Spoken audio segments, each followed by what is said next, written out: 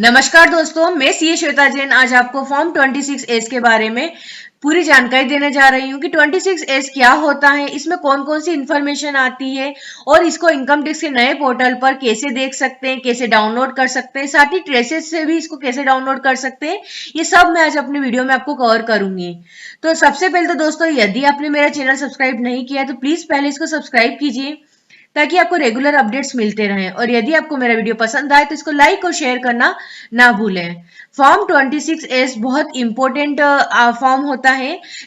यदि आप चाहे व्यक्ति हो, फर्म हो, कंपनी हो, एओपी हो, सभी के लिए फॉर्म 26S चेक करना, अपने रिटर्न के साथ मैच करना बहुत जरूरी होता है, क्योंकि 26S में आपकी लगभग सब इंफॉर्मेशन आ जाती है। जैसे कि इसमें आती है टीडीएस की जानकारी, टीसीएस की जानकारी आती है। यदि आप टीडीएस है, जैसे कोई सैलरीड व्यक्ति है उसकी सैलरी पे टीडीएस होता है, या यदि आपका बैंक में कोई अकाउंट है तो उस एफडी पर यदि आपको इंटरेस्ट मिला है तो उस इंटरेस्ट पे टीडीएस होता है, या कमीशन मिला है उस पे आपको इंटरेस्ट है, सॉरी कमीशन पे आपका टीडीएस हुआ होगा, या फिर आपको जो आपने कोई प्रॉपर्टी सेल परचेज की तो उसकी इसमें हाई वैल्यू ट्रांजेक्शन जो है वो भी आ जाते हैं, कि आपने साल में जो भी बड़ी बड़ी अमाउंट के ट्रांजेक्शन किए वो भी सारे इसमें आपको शो होने लग जाएंगे। तो जब तक आप 26S नहीं देखेंगे, और तो यदि आपने मान लीजिए कि 26S और को अपने रिटर्न के साथ मैच नहीं किया, तो फिर इससे क्या होगा कि हो सकता है कि कुछ इनकम टैक्स डिपार्टमेंट में क्या होता है, फॉर्म 26S से ही आपका रिटर्न जो है पूरा उसका आपस में मैच किया जाता है। और यदि कुछ ऐसी इनकम है जो कि 26S में आ रही है, जैसे कि आपने कोई प्रॉपर्टी बेची है, वो 26S में तो दिख रहा है, अगर आपने अपने रिटर्न में उसका कैपिटल गेन नहीं लिया, आपने उसकी डिटेल नहीं दी है कि हाँ आपने इस साल आपने प्रॉपर्टी बेची है, तो उसी वक्त आपके पास क्या होगा, आपको नोटिस रिसीव्ड होगा, आपको स्क्रूटनी भी हो सकती है।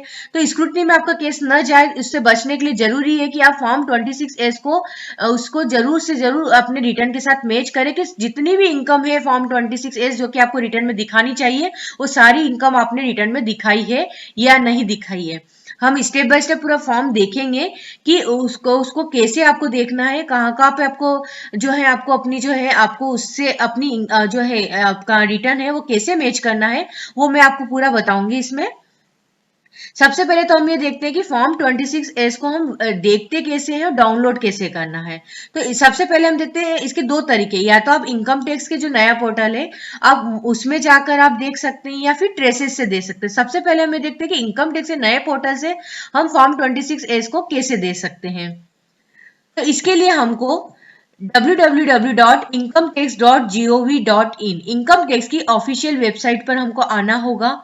यहाँ पर आने के बाद यहाँ पर जाकर हमको लॉगिन करना है, तो लॉगिन पर हम जाएंगे। लॉगिन पे जाएंगे, यदि आपने रजिस्टर नहीं किया हो तो पहले आपको अपना पैन नंबर रजिस्टर करना होगा। यदि आपने रजिस्ट्रेशन किया हुआ है तो हम लॉगिन पर क्लिक करेंगे।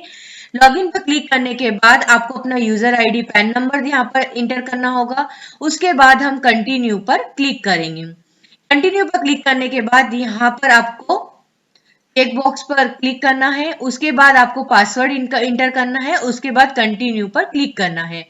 कंटिन्यू पर क्लिक करने के बाद आप यहाँ ऊपर देख रहे हैं डैशबोर्ड के पास ई फाइल है, ई फाइल पर आपको क्लिक करना है। ई फाइल के अंदर इनकम टैक्स रिटर्न पर क्लिक करेंगे। इनकम टैक्स रिटर्न के अंदर हम अब नीचे की साइड आएंगे, व्यू फॉर्म 26S, यहाँ पर हमको क्या करना है, व्यू फॉर्म 26S पर क्लिक करना है। जैसे ही आप व्यू फॉर्म 26S पर क्लिक करेंगे आपके सामने एक डिस्क्लेमर आ जाएगा। वो आपको क्या कर रहा है, जो उसकी जो ट्रेसेस की साइड है उस पर आपको रिडायरेक्ट कर रहा है। तो हमको क्या करना है, यहाँ पर कंफर्म पर हम क्लिक करेंगे। कंफर्म पर क्लिक करने के बाद ये देखिए आप ट्रेसेस की साइड पर, जो टीडीएस की ट्रेसेस की साइड है उस पर हम आ जाते हैं। तो यहाँ पर आने के बाद आपको यहाँ पर राइट क्लिक करना है। राइट क्लिक करने के बाद प्रोसीड पर क्लिक करेंगे। प्रोसीड पर क्लिक करने के बाद आपको नीचे की साइड आना है। यहाँ पर लिखा हुआ click view tax credit form 26S, यहाँ पर फिर हमको क्लिक करना है। यहाँ पर क्लिक करने के बाद ये देखिए आपको फॉर्म 26S आपके सामने ओपन हो जाएगा। अब यहाँ ऊपर ही ऊपर सबसे पहले असेसमेंट ईयर आपको सिलेक्ट करना है कि आपको किस असेसमेंट ईयर का 26S देखना चाहते हैं। तो वो यहाँ पर हम असेसमेंट ईयर सिलेक्ट करेंगे। उसके बाद व्यू एज, अब यहाँ पे आपके सामने ऑप्शन है, आप HTML के रूप में देख सकते हैं। यदि आप चाहते हैं केवल स्क्रीन पे आपको देखना है तो आप HTML या टेक्स्ट के रूप में देखना चाहें तो टेक्स्ट के रूप में आ जाएगा। यदि आप PDF के रूप में डाउनलोड करना चाहते हैं तो PDF सिलेक्ट करें, या एक्सेल के रूप में डाउनलोड करना चाहते हैं तो एक्सेल को सिलेक्ट करेंगे, और सिर्फ देखना है तो हम HTML को सिलेक्ट करेंगे और यहाँ पर व्यू डाउनलोड पर क्लिक कर देंगे। आप चाहें तो ऐसे PDF एक्सेल भी डाउनलोड कर सकते हैं। अब उसके बाद आपकी डिटेल यहाँ पर नीचे शो होती है। उसके बाद आपको सबसे पहले आता है details of tax deducted at source. यदि आपका कोई भी ऐसी इनकम है जो कि जिस पे आपका TDS हुआ है तो वो यहाँ पर डिटेल आपकी आ जाती है। यहाँ पे आपका serial number, name of deductor कि जिसने आपका टैक्स डिडक्ट किया। जैसे आप सैलरी लेते हैं तो आपके जो एम्प्लॉयर है उनका नाम यहाँ पर आ जाएगा। उसके बाद उस एम्प्लॉयर जिसने आपका टैक्स डिडक्ट किया है उसका टेन नंबर यहाँ पर आएगा।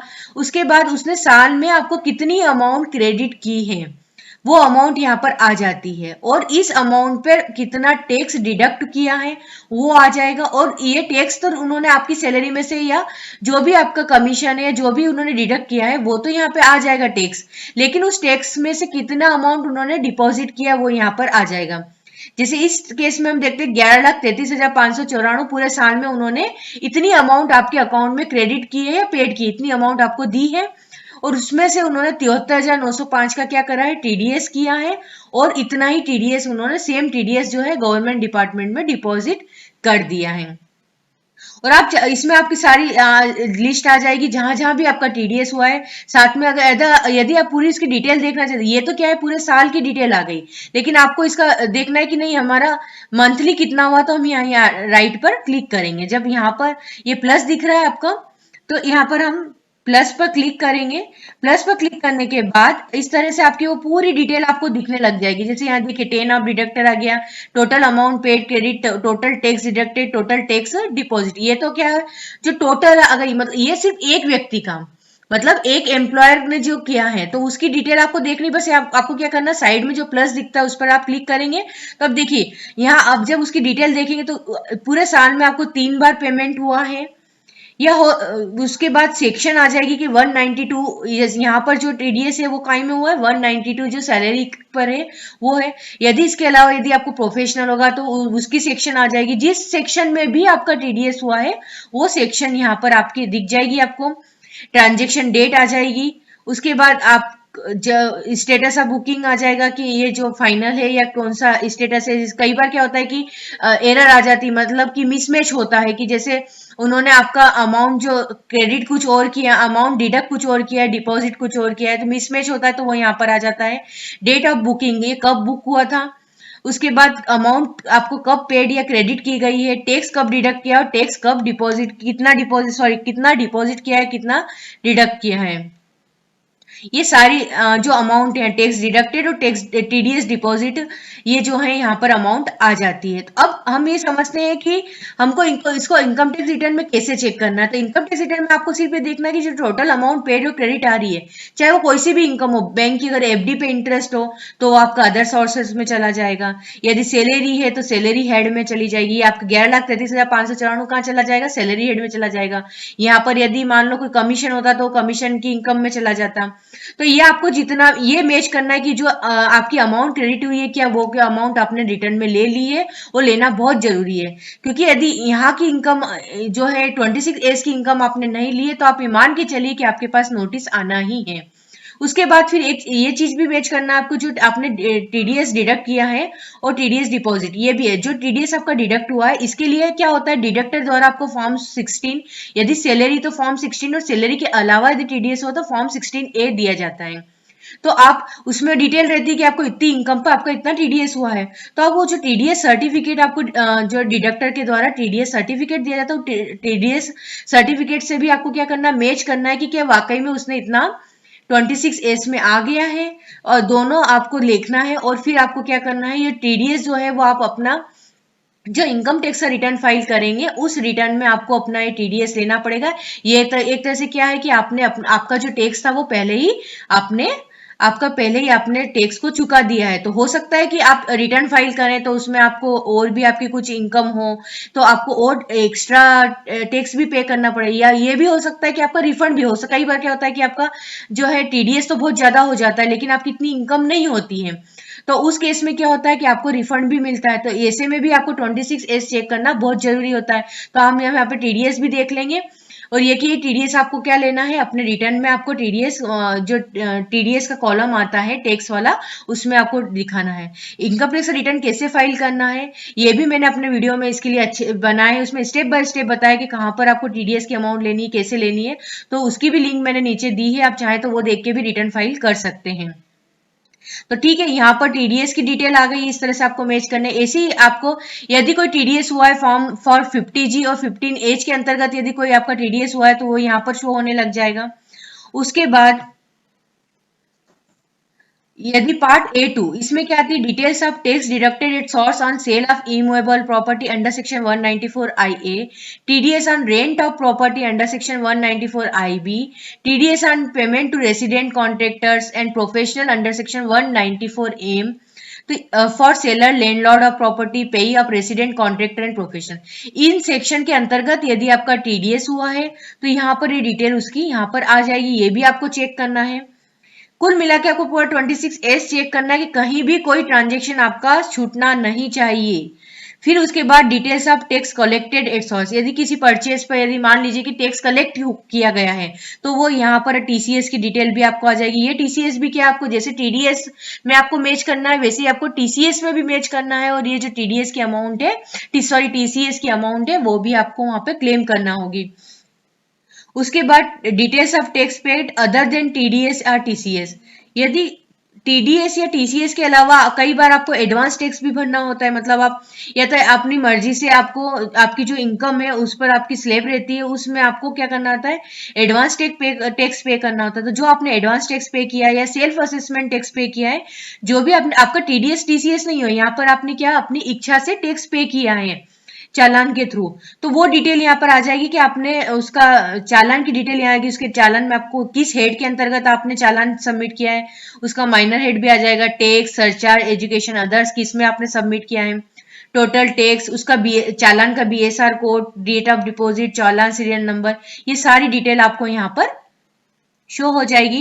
उसके बाद details of paid refund, details of paid refund में क्या होता है कि इनकम टैक्स के डिपार्टमेंट में जैसे आपने लास्ट ईयर का रिटर्न फाइल किया होगा उसमें यदि आपको कोई रिफंड मिला होगा तो उस रिफंड पे आपको डिपार्टमेंट के द्वारा इंटरेस्ट भी दिया जाता है, तो उस इंटरेस्ट की अमाउंट जो है वो भी आपकी इनकम हुई है, तो वो जो जितना भी रिफंड मिलता है वो यहाँ पर आपका शो होने लग जाता है। तो ये रिफंड की अमाउंट भी आपको क्या करनी है, आपको अपने रिटर्न में अदर सोर्सेस में आपको दिखाना होगी, ये भी आपकी इनकम है।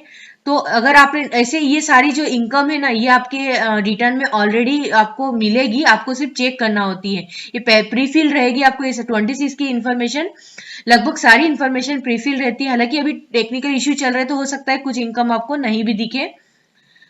अब उसके बाद आती है जो देखिए मेन चीज है details of SFT transaction, SFT transaction statement of financial transaction, कुछ जो हाई वैल्यू ट्रांजेक्शन होते हैं बड़ी बड़ी अमाउंट के जो ट्रांजेक्शन है वो उनकी डिटेल यहाँ पर शो होती है, और ये सब चेक करना बहुत जरूरी थी, इन पर जो है गवर्नमेंट की पूरी नजर रहती है, तो ऐसा नहीं हो कि आपसे कोई भी इनकम छूट जाए। तो ये एसएफटी ट्रांजेक्शन में कौन कौन सी आती है, तो उसके लिए क्या करना होगा, जब आप फॉर्म 26S को डाउनलोड करेंगे, ध्यान रखिए जब आप डाउनलोड करेंगे तो नीचे की साइड आप जाएंगे ना तो आपको एसएफटी की डिटेल दिखेगी। ये देखिए पूरी लिस्ट आपको जो है एसएफटी की पूरी लिस्ट दिख जाएगी, ये कोड दिख जाएगा एसएफटी 001 002 00, मतलब 14 ट्रांजेक्शन ऐसे हैं। ये क्या ट्रांजेक्शन होते हैं, स्पेशल ट्रांजेक्शन होते हैं, हाई वैल्यू ट्रांजेक्शन होते हैं, जो बैंक या फाइनेंशियल इंस्टीट्यूट इससे रिलेटेड एंटिटी होती है उनके ऊपर गवर्नमेंट ने रिस्पॉन्सिबिलिटी डाली है कि जैसे यदि किसी जैसे मान लीजिए हम इसका एग्जाम्पल लेते हैं एसएफटी 004 को देखते हैं, ये लगभग सबके साथ होता भी है, cash deposit aggregating to 10 lakh rupees or more in a finance, पूरे फाइनेंशियल ईयर में यदि आपने 10 लाख रुपए या उससे ज्यादा कैश जमा किए हैं in one or more account other than a current account या टाइम डिपॉजिट, करंट अकाउंट और टाइम डिपॉजिट के अलावा यदि आपने अपने अकाउंट में 10 लाख रुपए से ज्यादा कैश डिपॉजिट किया है तो वो क्या करेगी, बैंक की रिस्पॉन्सिबिलिटी है कि वो गवर्नमेंट को जो है स्टेटमेंट फाइल करेगी, उसमें आपकी इंफॉर्मेशन गवर्नमेंट को देगी, तो वही इंफॉर्मेशन आपको यहाँ पर शो होने लग जाती है। तो इसी तरह से अभी 14 तरह की ऐसी वो आपकी जानकारी है। अच्छा, इन पर कोई टीडीएस टीसीएस नहीं होता, ये सिर्फ जानकारी कि आपने इतना कैश में ये कब परचेज किया है या आपने प्रॉपर्टी पर सेल परचेज की है, तो ये सारे जो आप देखेंगे ये सारे कोड इसी से रिलेटेड 14 इंफॉर्मेशन ऐसी है जो कि गवर्नमेंट के पास जाती है, और इसमें कोई टीडीएस टीसीएस नहीं होता, सिर्फ जानकारी आपकी जाती है। अभी एसएफटी ट्रांजेक्शन कैसे दिखते हैं वो भी हम देख लेते हैं। जैसे कि ये देखिए एसएफटी 005 टाइम डिपॉजिट, यहाँ पे कौन से कोड के अंतर्गत आ रहा है, मैंने देखा था 14 कोड है, तो आपको ये देखना है। जैसे देखिए एसएफटी 005 टाइम डिपॉजिट है, टाइम इसकी देख लेते हैं अपन की इस लिस्ट में क्या है। एसएफटी 005 में है, आप चाहें तो आप 26 में नीचे मिला सकते हैं कि भैया कौन सा है ये। देखिए एसएफटी 005 बता रहा है कि 1 our more time deposit other than a time deposit made through renewal of another time deposit of a person agreeing to 10 lakh rupees or more in a financial year of a person। ठीक है, यहाँ पर हमने description देख लिया। उसके बाद हम देखते हैं इसको यहाँ पर किस बैंक ने आपको रिपोर्ट दी है, वो एक्सिस बैंक से हुआ आपका ये ट्रांजेक्शन। एक्सिस बैंक ने आपका जो है यहाँ पर रिपोर्ट दी है, उसमें आपको यहाँ ट्रांजेक्शन डेट आ जाएगी, यहाँ पर अमाउंट और यहाँ पर रिमार्क्स आ जाते हैं। अमाउंट कैसे आती है, तो यहाँ पर एक नीचे देखिएगा अमाउंट शोन फॉर एसएफटी 005 और एसएफटी 010, ये जो दो कोड है उसकी अमाउंट ऐसे आ रही कि उस पर कुछ फार्मूला इन्होंने लगाया। फार्मूला क्या लगाया, aggregate gross amount received from the person minus aggregate gross amount paid to the person. जो अमाउंट रिसीव्ड हुई उसमें से उन्होंने जो पेड हुई है वो अमाउंट घटा के जो वैल्यू आई है वो यहाँ पर ली है। ठीक है, इस तरह से हमको यहाँ देखना है। फिर उसके बाद है एसएफटी 012 परचेस और सेल ऑफ इमूवेबल प्रॉपर्टी, हम इसको भी देख लेते हैं। 12 नंबर का क्या क्या है वो भी देखते हैं। 12 नंबर में बताया गया कि परचेस और sale by any person of immovable property for an amount of 30 lakh rupees or more. यदि हमने 30 लाख रुपए से ज्यादा की कोई जो प्रॉपर्टी इमूवेबल प्रॉपर्टी परचेज की है, सेल की है, तो स्टॉम्प वैल्यूएशन अथॉरिटी क्या करेगी, आपकी रिपोर्टिंग करेगी। तो रिपोर्टिंग करेगी तो वो जैसे ये देखिए सब रजिस्ट्रार ऑफिस ने जो है आपकी रिपोर्टिंग की है, और ये 3 फरवरी को ट्रांजेक्शन हुआ है, अमाउंट जो आ गई यहाँ पर 30 लाख रुपए। ठीक है, तो इस तरह से आपके हाई वैल्यू ट्रांजेक्शन आप 14 ही पूरी लिस्ट आप चेक कर सकते हैं। और उसके बाद आपका आता है details of tax deducted at source on sale of immovable property under section 194 IA, TDS on rent of property under section 194 IB, TDS on payment to resident contractors and professional under section 194 AM for buyers tenant of property pair of resident contractor and professor। यदि इन section के अंतर्गत भी यदि कोई TDS हुआ है तो उसकी डिटेल आपको यहाँ पर मिल जाएगी। ऐसे ही अब आता है पार्ट जी, इसमें टीडीएस डिफॉल्ट का है, processing of statement. TDS default का क्या होता है, ये आपका टीडीएस टीसीएस नहीं होता, ये वो इसमें वो डिटेल आएगी जो आप करते हैं। जैसे मान लीजिए कि आप खुद एम्प्लॉयर, आपकी खुद की कंपनी या फर्म है और आपके ऊपर टीडीएस करने की लाइबिलिटी, तो आप क्या करेंगे, अपना जो स्टाफ है उसका टीडीएस करेंगे, या जो आपने फ्रेट पेड किया है, कॉन्ट्रैक्टर को पेमेंट किया, उस पर आप भी टीडीएस करेंगे। और आपको क्या होता है, इनकम टैक्स रिटर्न फाइल करना होता है। तो उसमें यदि कोई डिफॉल्ट होता है तो वो डिटेल भी आपकी यहाँ पर आ जाती है। तो जैसे फाइनेंशियल ईयर आ जाएगा, शॉर्ट पेमेंट आ जाएगा, शॉर्ट डिडक्शन, आपने कितना शॉर्ट पेमेंट किया है, कितनी शॉर्ट डिडक्ट किया है, इंटरेस्ट कितना, interest on TDS payment default, interest on TDS deduction default, late filing fee under section 234E, interest under section 222 और टोटल डिफॉल्ट।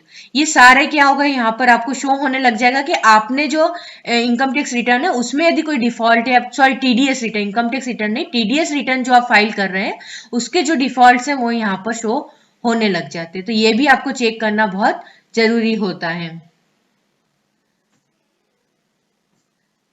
चलिए उसके बाद आती है पार्ट एफ में आता है details of tax deducted at source on, ये तो पार्ट एफ अपन ने देख लिया है। पार्ट एफ के बाद टीडीएस डिफॉल्ट भी देख लिया।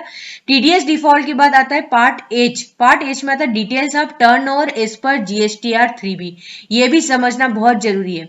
यदि आपने जीएसटी नंबर ले रखा है और जीएसटीआर 3B में जो आपने टर्नओवर बताया है वो टर्नओवर आपका यहाँ पर दिख जाएगा। तो इससे क्या होगा कि आपको पूरे साल का यहाँ पे जीएसटी का टर्नओवर आ जाएगा। तो अब ये भी चीज आपकी मैच होगी कि अगर आपके मान लीजिए जैसे जीएसटी में टर्नओवर आपका 40 लाख है और आपने इनकम टैक्स में टर्नओवर बता दिया 30 लाख, आपके पास नोटिस आ जाएगा। तो आपको ये टर्नओवर भी आपको मैच करना होगा कि जितना जीएसटी में जितना टर्नओवर आपने बताया सेम टर्नओवर आपको इनकम टैक्स में भी बताना होगा। इसलिए आपको यहाँ जीएसटी मतलब कुल मिला के गवर्नमेंट ने सब तरफ से आपकी जो इनकम है वो सारी 26S में कवर कर ली है, इसलिए आपका 26S चेक करना बहुत जरूरी होता है। यदि आप चेक नहीं करते तो आपके पास निश्चित रूप से आपके पास नोटिस आ जाएगा। अब हम देखते हैं कि ये तो देखा हमने कि पूरा जो अच्छा 26S में जब आप डाउनलोड करते हैं, पीडीएफ डाउनलोड करेंगे तो नीचे आपको एसएफटी ट्रांजैक्शन की डिटेल भी दिख जाएगी। इसके अलावा भी कौन से सेक्शन में कौन सा टीडीएस होता है वो भी यदि आपको समझ में नहीं आता है तो वो भी आप देख सकते हैं। वहाँ पे सेक्शन वाइज भी लिस्ट आपको मिल जाएगी कि इस सेक्शन के जैसे 192 है तो इसमें सैलरी का टीडीएस है, इस तरह की डिटेल आपको वहां पर मिल जाएगी। अब हम ये भी देख लेते हैं कि ट्रेसेस की साइट से हमको जो है 26S कैसे डाउनलोड करते हैं। तो इसके लिए आपको जाना होगा www.tdscpc.gov.in। इस पर जाने के बाद आप टीडीएस की वेबसाइट पर आ जाएंगे। यहाँ पर हम कंटिन्यू पर क्लिक करेंगे। कंटिन्यू पर क्लिक करने के बाद आपको यहाँ साइड में लॉगिन पर क्लिक करना है। लॉगिन पर क्लिक करने के बाद आपको टैक्स पेयर, यहाँ डिडक्ट और टैक्स पेयर होगा तो हम टैक्स पेयर पर क्लिक करेंगे। टैक्स पेयर पर क्लिक करने के बाद आपको यूजर आईडी अपना देना है। यूजर आईडी के बाद आपको पासवर्ड देना है। पासवर्ड के बाद आपका जो पैन नंबर है वो ऑटोमेटिक यहाँ पर ले लेगा वो। और वेरिफिकेशन कोड, यूजर आईडी आपका पैन नंबर है, वेरिफिकेशन कोड जो है यहाँ पर आपको नीचे इंटर करना होगा और फिर लॉगिन पर आपको क्लिक करना है। यदि आपने ट्रेसेस की साइट पे आपका रजिस्ट्रेशन नहीं है तो आप यहाँ नीचे की साइड देख रहे हैं रजिस्टर्ड एज न्यू यूजर, तो आप यहाँ पर क्लिक करके अपना पहले रजिस्ट्रेशन करेंगे और रजिस्ट्रेशन करने के बाद फिर आप यहाँ पर आके अपना जो यूजर आईडी और पासवर्ड रहेगा उसके बेस पे आप क्या करेंगे, लॉगिन करेंगे। लॉगिन पर क्लिक करने के बाद आप यहाँ पर अंदर आ जाएंगे आपके अकाउंट में। यहाँ पर आपको ऊपर व्यू वेरीफाइड टैक्स क्रेडिट पर क्लिक करना है। व्यू वेरीफाइड टैक्स क्रेडिट के अंदर आपको व्यू फॉर्म 26S पर क्लिक करना है।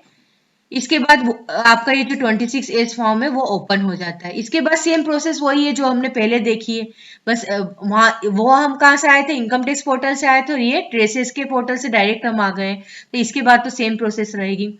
तो दोस्तों ये था पूरा फॉर्म 26S का, मैंने मैक्सिमम आपको समझाने की पूरी कोशिश की है। और इसमें मैं एक बार और आपसे यही बोलूंगी कि जितनी भी डिटेल है, खास तौर से आपका जीएसटी का टर्नओवर, इनकम टैक्स का टर्नओवर, आपकी सैलरी की डिटेल है तो सैलरी की जो इनकम है वो सारी डिटेल आप बिल्कुल रिटर्न से 1 बाय 1 चेक करें और उसके बाद ही अपना रिटर्न फाइल करें। यदि आपको मेरा वीडियो पसंद आया तो प्लीज इसको शेयर करना ना भूलें। Thank you.